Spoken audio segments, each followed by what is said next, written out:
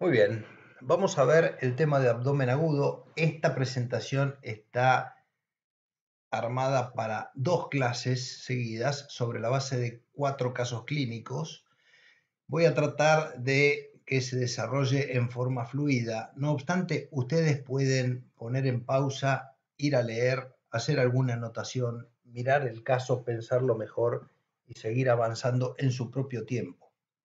Sería bastante útil que fuera así. Yo, en lo personal, voy a tratar de darle una dinámica continua. Puede ser que aparezca algún ruido o alguna interrupción, yo trataré de seguir. Son 4 casos clínicos, están escritos en forma compacta de manera tal que se logre un poco una representación esquemática, sintética, y progresivamente vamos a ir desarrollando un poco los temas que contiene cada caso clínico en sí. Empezamos con este, que es un varón de 36 años de edad, que vino a la guardia por tener dolor abdominal en epigastrio de 6 horas de progresión acompañado de fiebre. Tuvo un episodio de vómito alimentario abundante seguido de tos con expectoración.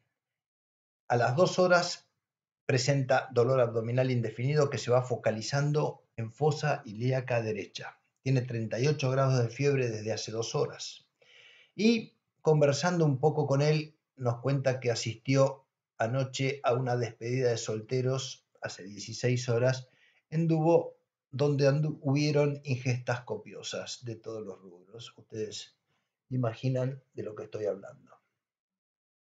Como antecedentes, enfermedad actual, no ha tenido ningún dolor similar en otras oportunidades.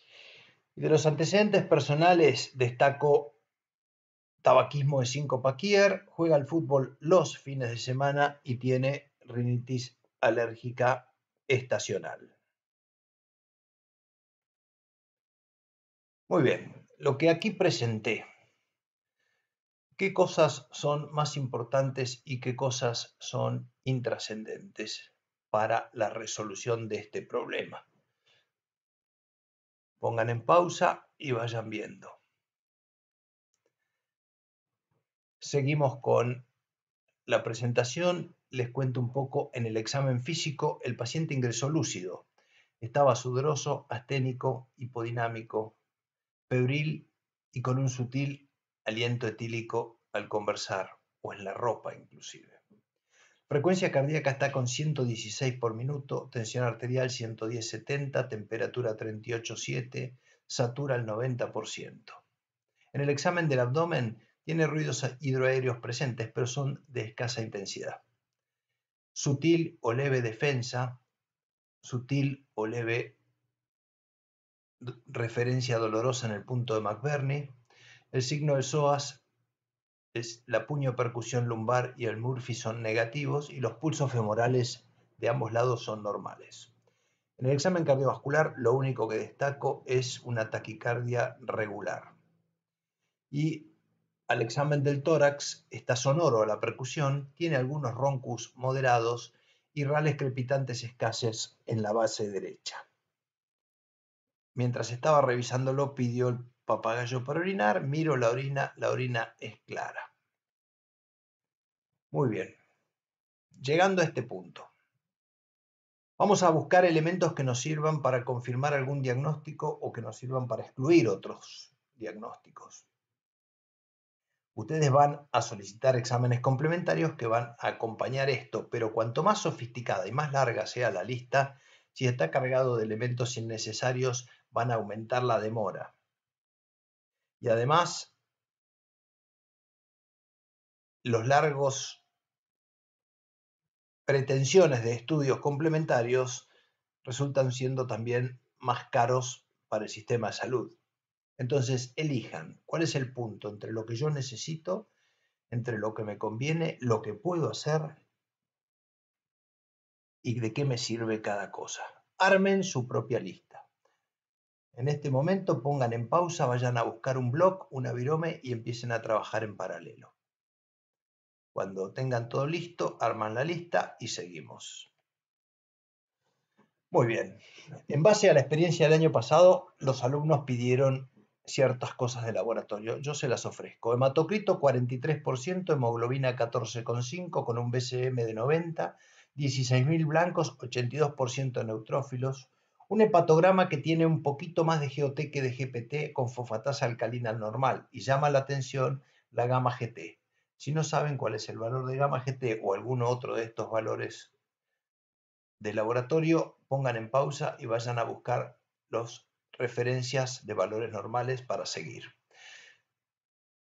Continuamos. Urea 56, creatinina 0,9, glucemia 100, amilasa 70, orina normal, Quick y KPTT normal. Ustedes acuérdense lo que dijimos el año pasado. Si ustedes llegaron a la instancia de descartar que están con un dolor abdominal inespecífico o de patología sencilla, corriente, y decidieron estudiarlo un poco más, es porque la probabilidad de que este paciente tenga una situación quirúrgica es más alta. Entonces, si ya están en ese momento, acuérdense de pedir el coagulograma básico para no seguir demorando el tiempo quirúrgico si se encuentran frente a alguna urgencia particular. El coagulograma les dio normal, CPK, MB normal, y vamos a ver un poquito lo que no falta en ninguna guardia: dolor abdominal, placa simple de abdomen, frente, acostado y de pie. Tengan en cuenta que esa radiografía prácticamente no les va a dar ningún cambio de conducta.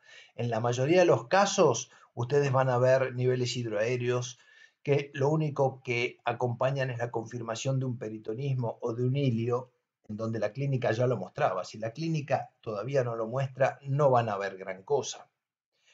Las únicas dos situaciones que las placas simples de abdomen de pie les van a dar son los cuadros de perforación, en donde van a ver aire bajo la cúpula diafragmática derecha, si la placa se hizo de pie, por supuesto, o signos de obstrucción intestinal. Para todo lo demás van a ver elementos de peritonismo y difícilmente tengan algún aporte más. El electrocardiograma lo tienen acá presente, les doy las tres derivaciones, pero el resto tenía más o menos las mismas características. No ven otra cosa que... ¿Qué piensan ustedes? El electro ya les va sirviendo si llega a ser un paciente quirúrgico, tienen el electro prequirúrgico hecho y eso resulta bueno. Muy bien. Llegamos a este momento. El razonamiento comienza excluyendo la posibilidad de patología extraabdominal. El año pasado vimos este punto y nuevamente quiero hacer hincapié. Ustedes tienen que hacer un examen abdominal un poquito más extenso. En todo paciente que tiene un dolor abdominal, también deben evaluar el resto del organismo. Tengan presentes que muchas veces hay causas extraabdominales que se presentan como abdomen agudo. Si ustedes no revisaron otras zonas, no van a lograr esos diagnósticos y van a seguir tratando de demostrar cuál de las patologías abdominales están causando este episodio. Así que el examen físico debe ser rápido pero completo. Por otro lado, también conocen la clasificación de los abdómenes agudos entre los abdómenes agudos médicos y quirúrgicos. Esta es una clasificación muy interesante porque le hace hincapié al clínico su responsabilidad de encontrar todas estas patologías que van a terminar teniendo tratamiento médico y que no son territorio del cirujano. Sin embargo, en realidad, este punto es un punto de decisión sobre la clasificación acerca de la conducta terapéutica que usamos. Y en este momento nosotros no estamos eligiendo el tratamiento, estamos tratando de llegar al diagnóstico. Así que en este momento tenerlo presente no nos sirve. Vuelvo a hacer hincapié, tenemos que hacer el diagnóstico, planteémonos si estamos en causas intraabdominales o extraabdominales y tener un poquito cercana la posibilidad de sospechar en el cuadro quirúrgico para ir advirtiéndole al cirujano o para que los estudios que vamos solicitando tengan un poquito de inclusión cualquier eventualidad quirúrgica. Sabemos que hay algunos elementos que hacen más probable que el cuadro termine siendo quirúrgico. En este caso en particular, tenemos dolor de menos de 48 horas de presentación, acompañado de vómitos y con una sutil defensa o rebote. Y dentro de los síntomas, el paciente vino con fiebre y con vómitos integrando el cuadro clínico. De los signos que aumentan la probabilidad quirúrgica, la alteración de los signos vitales con signos peritoneales, con ausencia de ruidos hidroaéreos y con una sutil hipoxemia que este paciente debe tener por el índice bajo de saturación. Ahora, volvamos a la concepción original. ¿Este paciente tiene patología abdominal o extraabdominal? Si tuviera que tener en cuenta la patología abdominal, acuérdense que el 40% de las veces los dolores abdominales de unidades de emergencia son dolores abdominales que al terminar de estudiarlos definimos que es un dolor abdominal de tipo inespecífico y que va a salir adelante con un tratamiento dietético y con cuidados generales. Si tenemos que tener en cuenta las causas extraabdominales, hay una lista bastante larga de causas y aquí pretendo representarles algunas de cierta gravedad y que se ven con cierta frecuencia en las guardias comunes. Muy bien, pero además de ellas, existen otras causas de tipo neurológica, metabólica, hematológica, etcétera, que también pueden darle un cuadro de abdomen agudo casi idéntico al que estamos viendo en este momento. Con los elementos que ustedes han podido ver hasta ahora y los estudios que les he ofrecido, ¿quisieran pedir algo más? ¿Les ha quedado alguna eventualidad en el aire que necesiten evaluar con más detalle? ¿Pedirían algún estudio más? Pongan en pausa, piénsenlo y anoten. Muy bien, continuamos. Yo lo que les traigo a colación es una radiografía simple de tórax frente. Miren la radiografía, definan la calidad. ¿Es una buena radiografía? ¿Está bien sacada? Busquen las alteraciones en partes blandas. ¿Hay algo en partes blandas, enfisema subcutáneo, algún tumor? Busquen alteraciones en la estructura ósea, fracturas costales, clavícula, vértebras. Valoren las imágenes de mediastino. La verdad que esta placa se ve muy bien la sombra de la tráquea y la bifurcación en los dos bronquiofuentes, inclusive en los bronquios segmentarios, cosa que no es tan común de ver. Mediastino ya lo vieron y finalmente evaluemos entonces los campos pulmonares. De todo esto, ¿encontraron algo? Por de pronto, esta radiografía de tórax tiene algunos elementos de mala calidad que nos pueden llevar a algún error. Está descentrada hacia la derecha, así que exagera patología del hilio derecho y esconde patología del hilio izquierdo. Está más penetrada de lo que debería, la columna se ve en toda su extensión, mientras que detrás del corazón no debería verse, solamente detrás de la tráquea. Así que tiene más rayos de los que necesito. Eso significa que me esconde patología.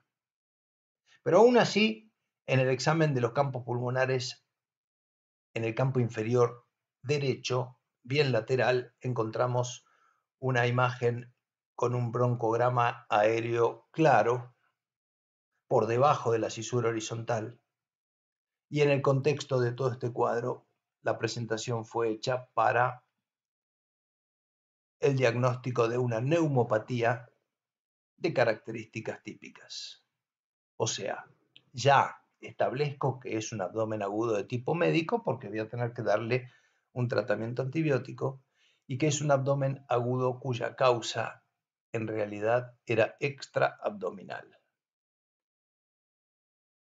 Acepto que no es un diagnóstico muy frecuente, pero no es excepcional. Tengan siempre presente que estos diagnósticos se pueden hacer por un trabajo completo y metódico al recibir al paciente. A mí me recuerda una paciente que yo he tenido muchos años atrás de 90 años y derivaban desde un pueblo rural de Córdoba para operarla de apendicitis aguda. Me llamaron para que prepare todo lo quirúrgico necesario mientras viajaba, con la idea de aprovechar al máximo el tiempo y no demorarla más a su llegada. Haciéndola corta, al llegar la encontré febril, tenía un claro síndrome de condensación en el campo inferior derecho y terminó sin cirugía. Ceftriaxone y se curó sin cirugía la teórica apendicitis. Muy bien. Si quieren descansar, hacen una pausa. Yo continúo con el caso clínico 2.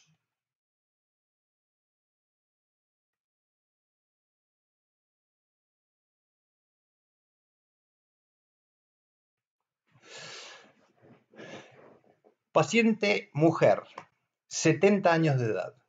Consulta por dolor abdominal intenso.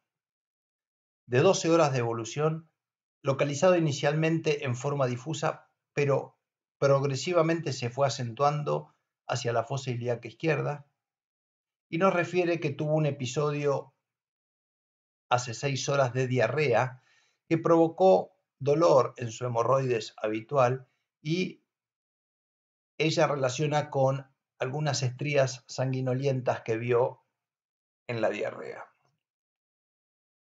Como antecedentes personales destacamos tabaquismo de 25 pack year, hipertensión arterial desde hace 15 años diagnosticada, recibe 10 miligramos de enalapril y controla en forma ocasional.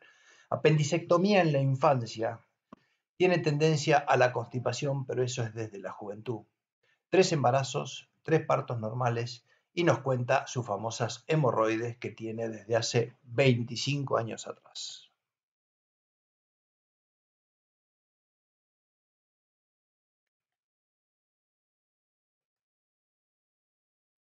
Al examen físico, la tenemos inquieta, pálida, sudorosa, llama la atención, algo taquicárdica, con 108 de frecuencia cardíaca, es irregular y es desigual el pulso. La tensión arterial es 102,66 y la temperatura axilar 36,6 grados centígrados. Satura al 97%, tiene una frecuencia respiratoria de 28 por minuto. El primer ruido cardiovascular es variable y me llama la atención que veo la yugular, pero me cuesta diferenciar el pulso. El abdomen está blando, depresible, y la sensibilidad abdominal está aumentada de manera difusa. No tiene signos específicos de irritación peritoneal. Los ruidos hidroaéreos están algo disminuidos. Muy bien, con estos elementos vamos pensando en qué diagnósticos diferenciales yo jerarquizaría en este caso, porque de acuerdo a esos diagnósticos diferenciales también estará la lista de los estudios que le solicitaría. Pongan en pausa y vean la lista de los diagnósticos diferenciales que ustedes hicieron. Y acá les ofrezco los diagnósticos diferenciales que los alumnos del año pasado ofrecieron ante este ejercicio. ¿Les parecen razonables estas opciones? ¿Difiere mucho de la de ustedes? ¿Hay cosas que ustedes pusieron y acá no están? ¿Hay cosas que acá están y ustedes no pusieron? Vamos a ver uno por uno, brevemente, a favor y en contra. Infarto, a favor. La edad, los factores de riesgo. Tal vez el comienzo del cuadro, pero la progresión da varios datos hacia una patología claramente abdominal. De todas maneras, el electrocardiograma podría ser útil.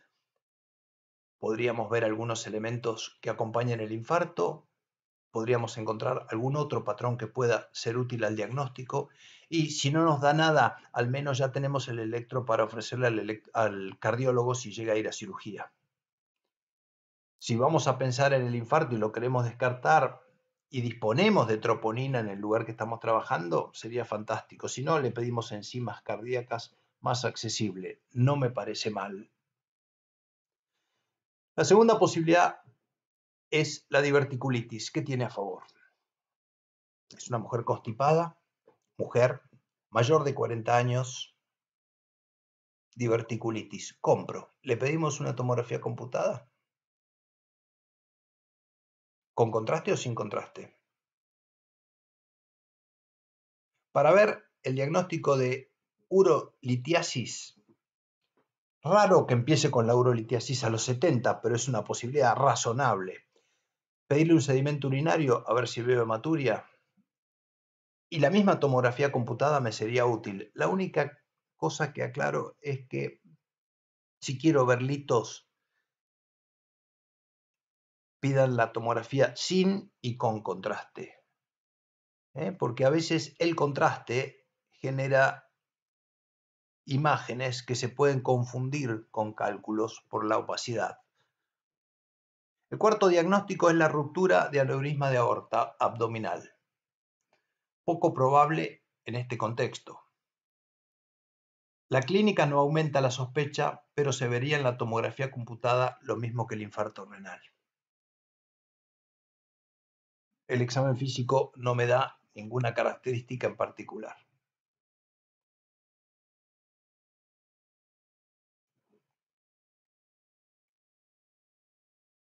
Pancreatitis aguda. ¿Les parece razonable? No hay ingesta etílica reciente definida, aunque puede estar negando la ingesta etílica como buenas partes de estos pacientes. No hay antecedentes de litiasis biliar tampoco, pero bueno, se los acepto. ¿Esto qué significaría? ¿Ustedes qué pedirían? Amilasa en el laboratorio. Muy bien. Y acuérdense entonces de incluir el coagulograma básico prequirúrgico.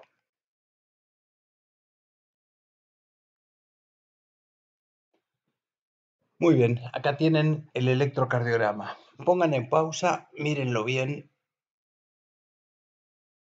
y traten de hacer el diagnóstico. ¿Qué es lo que están viendo y qué importancia podría tener o no en el cuadro que estamos analizando?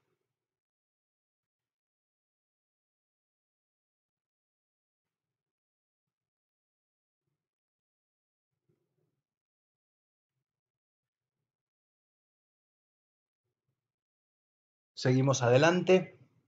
Les ofrezco un laboratorio. En este laboratorio lo que vamos a ver es una serie de elementos. Pongan en pausa, analicen el laboratorio y después volvamos al audio para que yo lo analice junto con ustedes. Seguimos adelante entonces. El electrocardiograma que ustedes vieron tiene claramente signos de fibrilación auricular. ¿Nos puede interesar la fibrilación auricular? ¿Me aumenta el nivel de sospecha de alguna patología de abdomen agudo? El laboratorio. En el laboratorio vemos una anemia leve de tipo normocítica. Tiene leucocitosis evidente a predominio neutrófilo, 13.400 blancos. Esto está presente en la mayoría de los casos de dolor abdominal que hemos tratado de estudiar. No discrimina el diagnóstico, pero es lo primero que les va a pedir el cirujano para bajar a verla a la guardia. Por otro lado, si ustedes tienen un alto nivel de sospecha y hacen los diagnósticos más precozmente, puede ser que tengan una patología quirúrgica bien clara y que todavía los leucocitos estén por debajo de 10.500, o sea, tampoco van a servir para descartar patologías quirúrgicas graves. Tiene la GOT un poco elevada, pero no hay elementos para hepatitis tóxica. La LDH es claramente alta. Esta amilasa, ¿cómo la encontraron? Levemente elevada. El coagulograma vino normal. ¿Qué les parece este sedimento urinario? Densidad 1020, pH 5, negativo para proteínas, negativo para glucosa, tiene 20 leucocitos por campo de 40 aumentos y 12 eritrocitos por campo. Entonces, con estos elementos,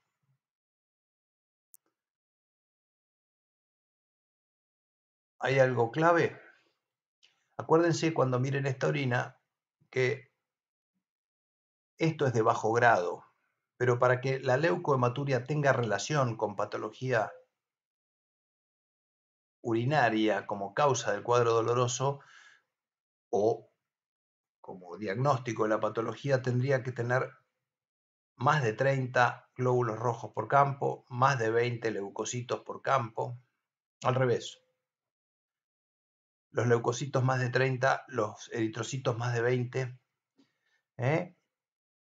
Si no, hay varios de otros procesos abdominales que causan dolor abdominal agudo y la leucohematuria leve no debe jerarquizar el proceso como propio de la vía urinaria.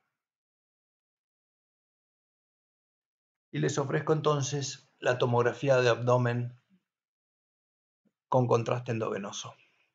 Pongan en pausa, miren la tomografía y díganme qué ven. De acuerdo a eso, ¿cuál es el diagnóstico final de ustedes? No, pero es clarísimo esto. Muy bien. ¿Qué piensan?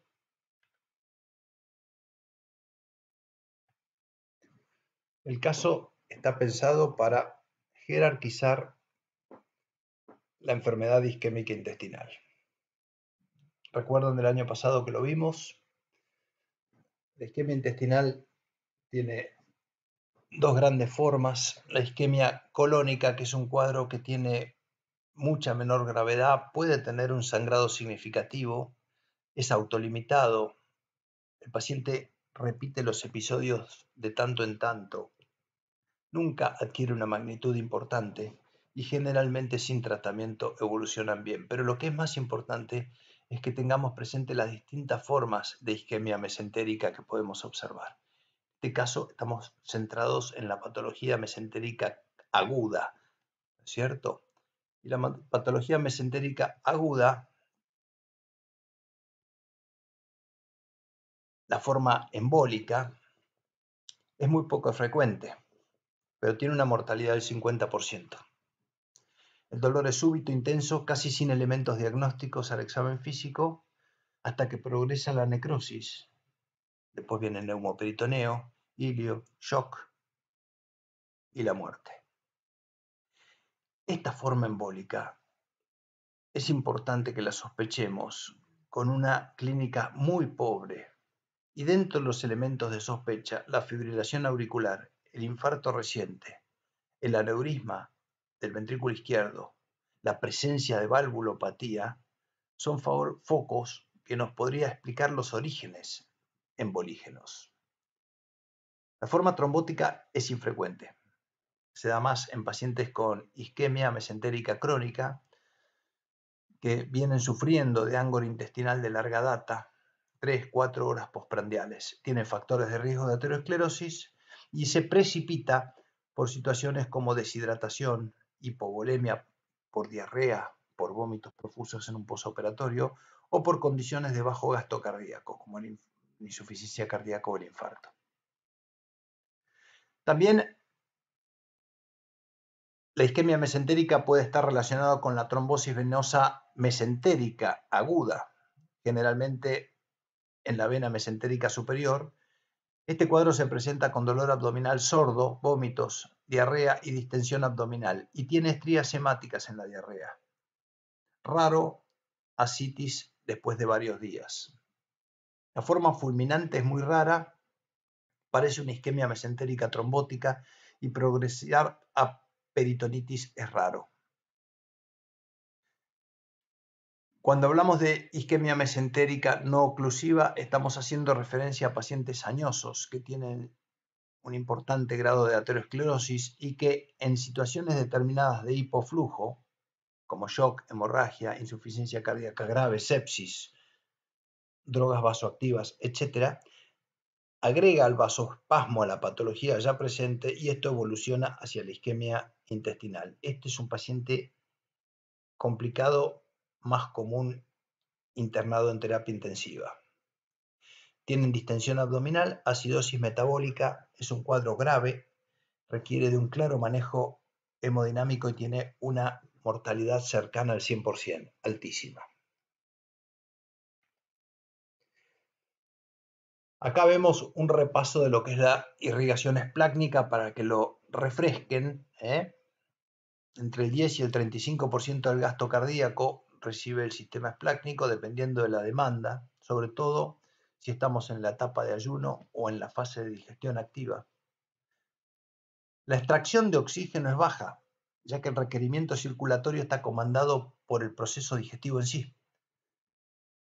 Las alteraciones isquémicas intestinales arteriales pueden producirse por oclusión aguda embólica o trombótica, que eso ya lo vimos recién.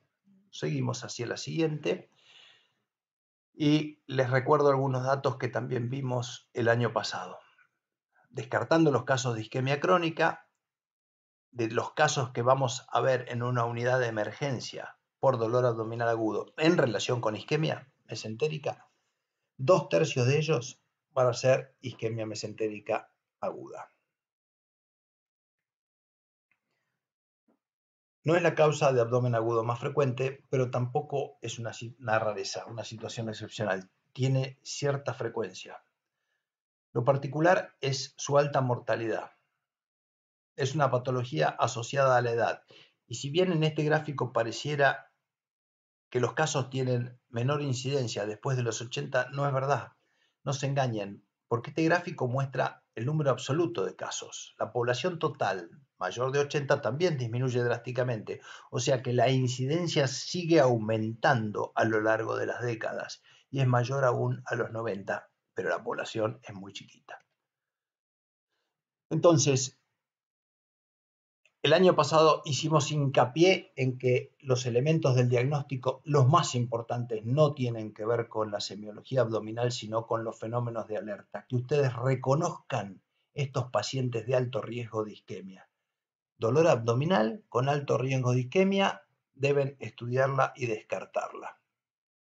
En el cuadro clínico tenemos el problema clásico, que es cuando el cuadro se inicia, no tiene signos específicos. Lo que sí llama la atención es que el paciente se queja mucho más de dolor de lo que nosotros encontramos alterado al revisarlo. El examen es bastante bueno, no tiene defensa, hay ruidos, etc. Sin embargo, el paciente se queja claramente de dolor. Tiene distensión abdominal, puede tener náuseas y vómitos y tiene una diarrea que a veces tiene estrías hemáticas como orientativa. Ahora, cuando el cuadro progresa, vamos a ver deterioro cognitivo, taquipnea propio de la acidosis, signos de irritación peritoneal, porque en cierta forma están hablando ya perforación y peritonismo. Y este cuadro ya tiene una mortalidad altísima. O sea, que tenemos que lograr un diagnóstico cuando los elementos clínicos son pobres. Y acá diría que hay una tríada, que es factores de riesgo para fuente embolígena, la posibilidad de que veamos una diarrea sanguinolienta y un dolor agudo en una persona anciana que es desproporcionado en comparación con los elementos que tenemos al examen físico. Del laboratorio no hay grandes cosas que nos aporten. La acidosis metabólica en una etapa avanzada, el lactato también, y está aún discutiéndose si solicitar un dímero D nos podría ser de utilidad.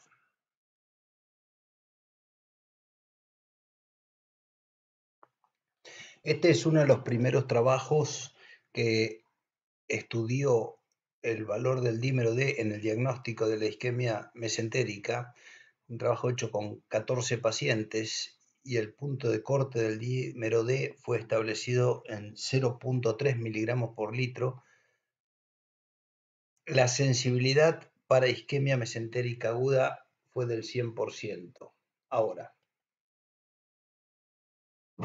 fíjense que la especificidad fue muy baja, del 38%. ¿Por qué? Porque había causas como las que ustedes ven aquí, de oclusión, de estrangulamiento, etcétera, que eran la patología predominante en ese caso y no era una isquemia mesentérica aguda como proceso primario.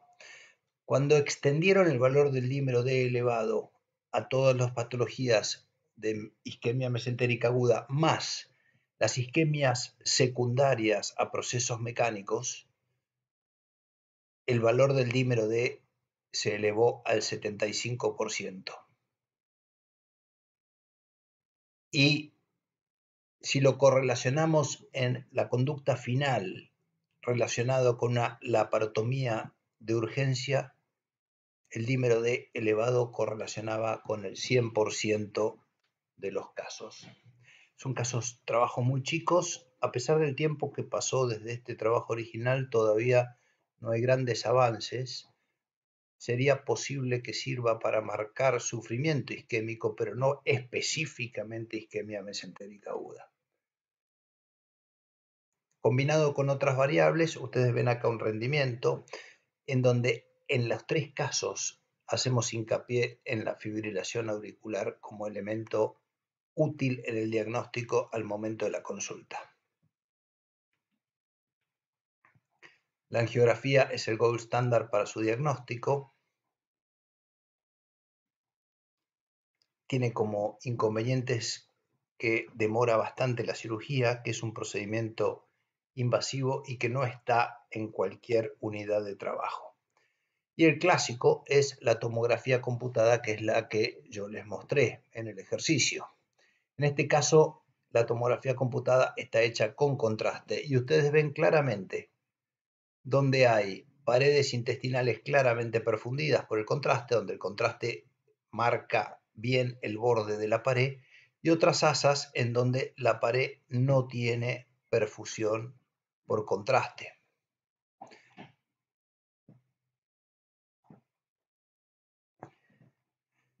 Esta es otra tomografía en donde vemos que las asas vecinas se dilatan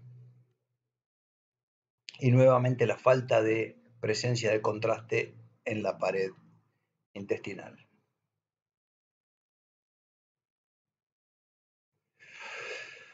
Muy bien.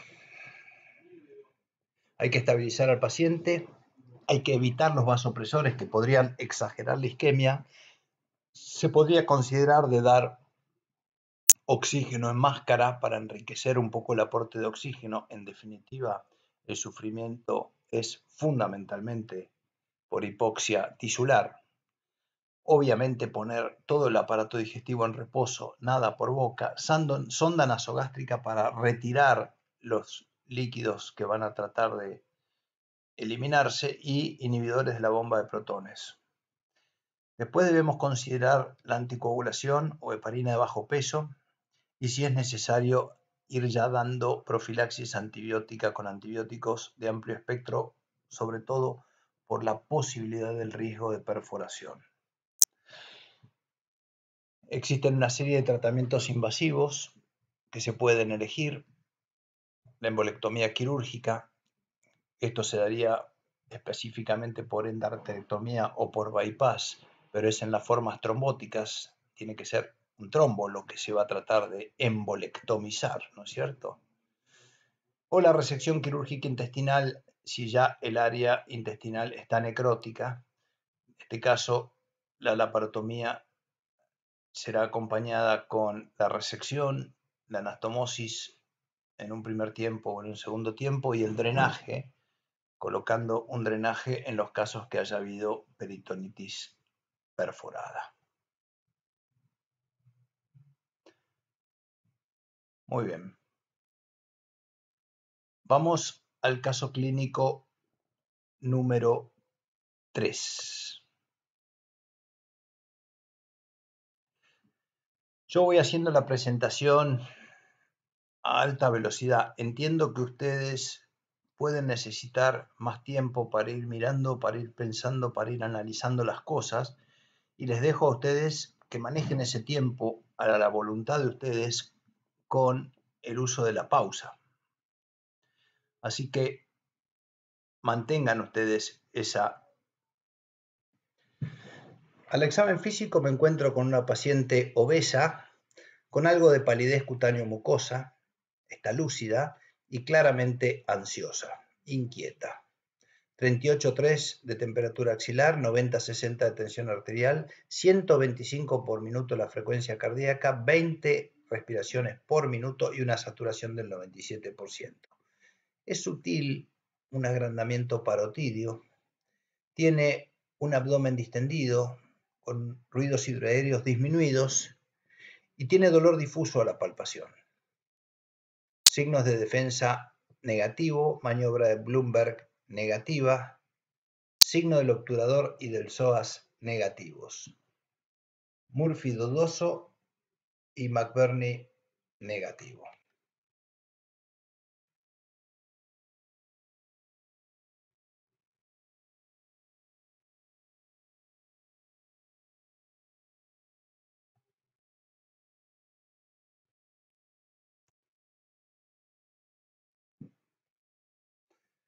Muy bien. ¿Cuáles son los diagnósticos diferenciales que ustedes consideran? Muy bien. Vean los valores de laboratorio. Pongan en pausa, mírenlo con tranquilidad y hagan su propia composición de lugar. Superpongan estos datos a lo que rescataron en el interrogatorio y en el examen físico. ¿Qué se puede armar en todo esto?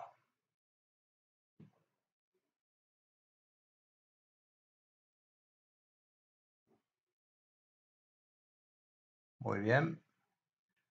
Seguimos.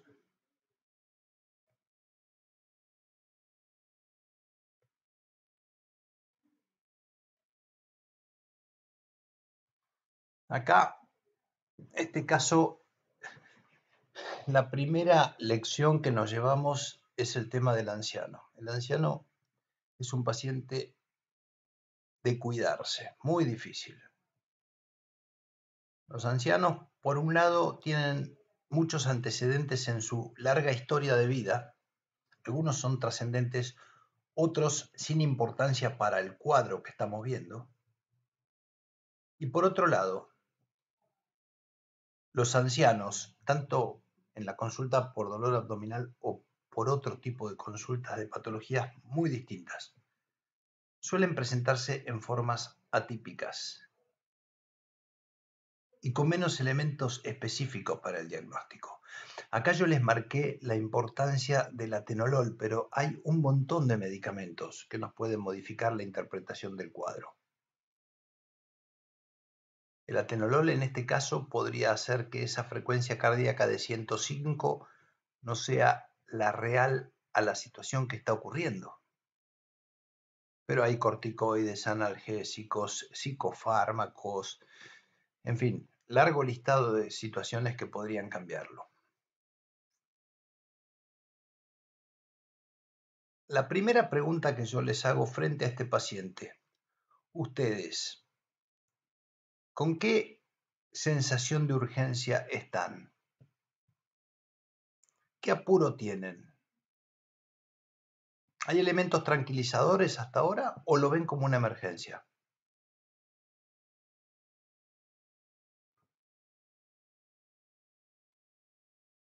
Hagan su lista de diagnósticos diferenciales y vayan armando sus posibles estudios diagnósticos a pedir, pero siempre teniendo en cuenta con qué tiempo creen ustedes que deben moverse.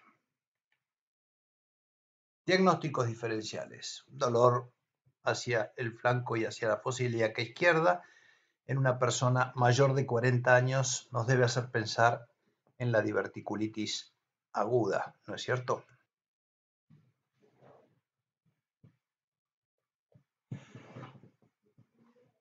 Es una patología que aumenta en frecuencia después de los 40 años, es más frecuente en fumadores y en obesos. El foco doloroso está en la fosa ilíaca izquierda generalmente. Y recuerden que el 95% de los procesos diverticulares en general asientan en el colon izquierdo, sobre todo en el sigmoides. Ahora, la palpación de una dudosa masa en la fosa ilíaca izquierda también podría acompañar a la diverticulitis aguda. La masa palpable está en el 20% de los pacientes con diverticulitis.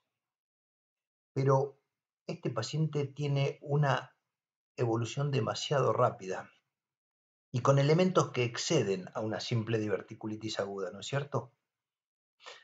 Si fuera una diverticulitis, no sería una diverticulitis simple. ¿Qué complicación considerarían? La perforación. El paciente ya tiene elementos peritoneales, pero parece en shock. Hay un signo sencillo y útil, pero poco estudiado en cuanto a su valor predictivo positivo o negativo, que es la pérdida de la matidez hepática. En el decúbito dorsal, si hay suficiente aire en el peritoneo, se ubicaría inicialmente en los sectores más altos del abdomen, o sea que en decúbito dorsal estaría en epigastrio y en las áreas subcostales bajas, haciendo desaparecer la matidez hepática. En este caso, ya les referí que se percute mate el hígado, haciendo menos probable la perforación por divertículo o lo que sea. Entonces, debemos extender nuestra lista y considerar otros diagnósticos. Un paciente que ingresa con un cuadro de rápida evolución y signos de hipovolemia, la ruptura de víscera abdominal es un diagnóstico a considerar. La ruptura esplénica en lo particular. Falta el antecedente necesario de un trauma para considerar la ruptura esplénica, pero tengan presente que la ruptura puede ocurrir generalmente dentro de las 48 horas, pero puede verse hasta algunas semanas después del traumatismo original. El paciente tiene un cuadro súbito, dolor del lado izquierdo y una evolución rápida hacia el shock que podría ser por pérdida masiva de sangre. Deberíamos descartarlo, ¿no? Insisto, ustedes, ¿a qué velocidad creen que deberían resolverlo? ¿Están con tiempo? Categóricamente no. ¿Qué estudio les serviría entonces? Y elijan algo rápido, accesible, confiable. Muy bien, anoten qué estudios le pedirían.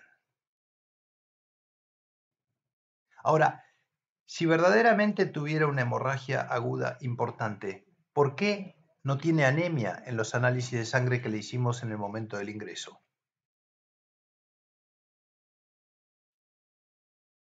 Acuérdense que la anemia es una manifestación de laboratorio que requiere por lo menos unas 12 horas de hemodilución para verse reflejada en una caída del hematocrito. Al principio puede haber sangrado el 10, el 15% de su volemia, sin embargo el hematocrito se mantiene constante y después, a lo largo de las horas, a medida que va hemodiluyéndose, el hematocrito se va a ir viendo cada vez menor. Así que la ausencia de anemia normocítica categóricamente no excluye la hemorragia, ni por ruptura esplénica, ni tampoco por una ruptura de aneurisma abdominal. La ruptura de aneurisma abdominal también podría evidenciar una hemorragia rápida dentro de la cavidad abdominal. El paciente tiene factores de riesgo de aterosclerosis, tabaquismo, diabetes, hipertensión, obesidad, asumo, sedentarismo acompañante, y como en la mayoría de los casos de ruptura de aneurisma abdominal que llegan a la unidad de emergencia, desconocen padecer un aneurisma, que ha sido progresivo desde años o décadas atrás. Recuerden que en los primeros momentos del sangrado no irrita al peritoneo y es difícil que tenga manifestaciones de peritonismo. La hipotensión puede estar ausente en el 60% de los casos al momento del ingreso. Y aquí, en este caso, se ve claramente el aumento de la presión sistólica diferencial entre miembro superior y miembro inferior, como un signo poco frecuente pero de alto valor diagnóstico. Y al igual que la ausencia de pulso en una o dos femorales, presente en menos del 25% de las rupturas, es muy específico, se asocia con un alto índice de mortalidad. Muy bien, entonces sigo preguntándoles, ¿qué estudio pedirían? Anoten. ¿Hay algún diagnóstico diferencial más que podamos agregar en esta presentación? Y bueno, creo que nos quedan dos. La isquemia mesentérica ya la describimos en el caso anterior, perfectamente podría corresponder a este caso y creería que estaría más cerca de un cuadro complicado con perforación, necrosis y perforación. Y finalmente la urolitiasis izquierda. Creo que este caso es demasiado catastrófico para que pueda coincidir con un lito enclavado. La herida que presenta es leucohematuria de bajo grado, no una hematuria franca. Ya vimos este tema antes. Van a volver a tener clases de urolitiasis, pero creo que en este ejercicio es perder el tiempo trabajar sobre este diagnóstico. Además, otros estudios que pediría, como la ecografía abdominal o una tomografía computada de abdomen bien hecha, también me serviría para hacer este diagnóstico. Entonces, a esta situación, ¿qué creen ustedes que tienen como primer diagnóstico posible? Diagnósticos de urgencia alternativos y qué estudio pedirían para evaluarlo. Muy bien, acá ustedes tienen dos tomografías computadas que sirven como un modelo, en donde claramente se ve que la aorta abdominal en los dos casos es mucho más grande que el cuerpo vertebral. Ustedes tengan la referencia que en una tomografía computada el cuerpo vertebral de una persona de tamaño medio generalmente correlaciona con un ancho entre 4 y 5 centímetros. Y aquí en la imagen de la izquierda ustedes ven la aorta, que se puede distinguir un poco por ciertas calcificaciones, etcétera. Tiene 7 centímetros de alto.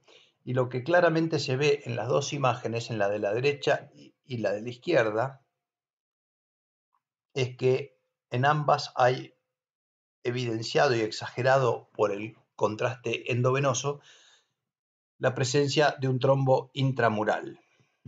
La imagen de la derecha encima tiene cierta extravasación de sangre que está un poquito limitada por el peritoneo. Esta imagen no corresponde al mismo paciente que yo les presenté, porque el que yo les presenté es una ruptura de aneurisma de aorta abdominal con un sangrado mucho más profuso y deberían ya verlo más diseminado. Este es un sangrado de pequeña extensión. El paciente nuestro no era esta imagen y es un paciente que está entrando al shock. La ruptura de aneurisma de aorta abdominal desgraciadamente es una catástrofe con una mortalidad altísima, cercana al 90%, incluso en las unidades de emergencia con protocolos dinámicos y tiempos diagnósticos promedio de 12 minutos. La mortalidad de esos centros publicada es del 72%, o sea que aún actuando rápido se nos muere la mayoría. Uno de los grandes problemas con la ruptura del aneurisma de aorta abdominal es la falta del diagnóstico precoz de aneurisma. El otro problema es el error diagnóstico del cuadro abdominal agudo, que acompaña entre el 30 y el 50% de los casos de verdaderas rupturas. Ahora, fíjense que el cuadro doloroso tiene frecuentemente irradiación lumbar y también es frecuente la irradiación hacia la ingle o hacia el escroto. Incluso en el 12% de los casos el dolor es solo lumbar.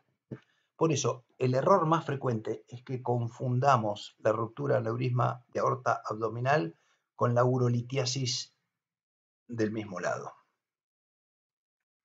Se parece y nos hace demorar y entretener. Entonces, definiciones. ¿Ustedes recuerdan cuándo se considera aneurisma de la aorta abdominal?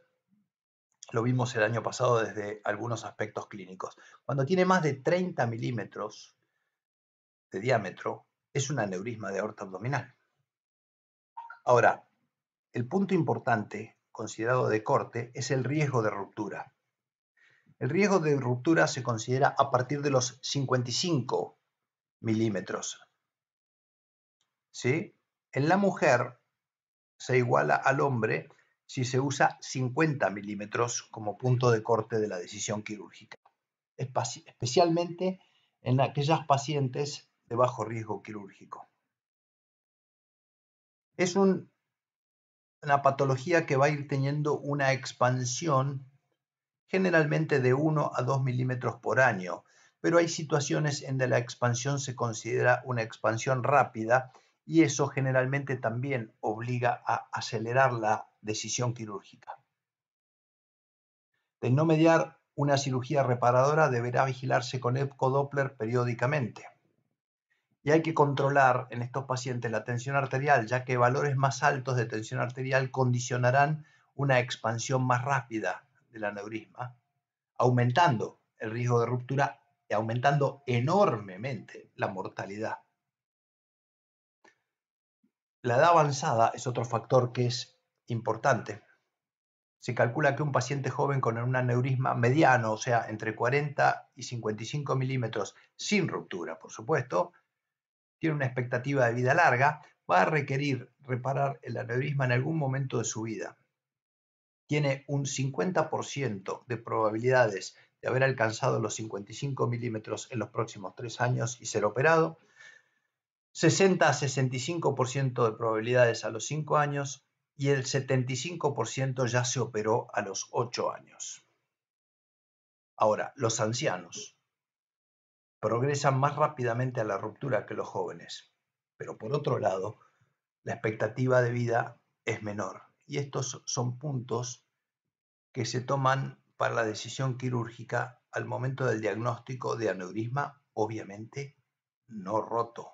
El paciente que nosotros estamos atendiendo es una catástrofe, es una ruptura con una hemorragia seria y con shock, ¿no es cierto?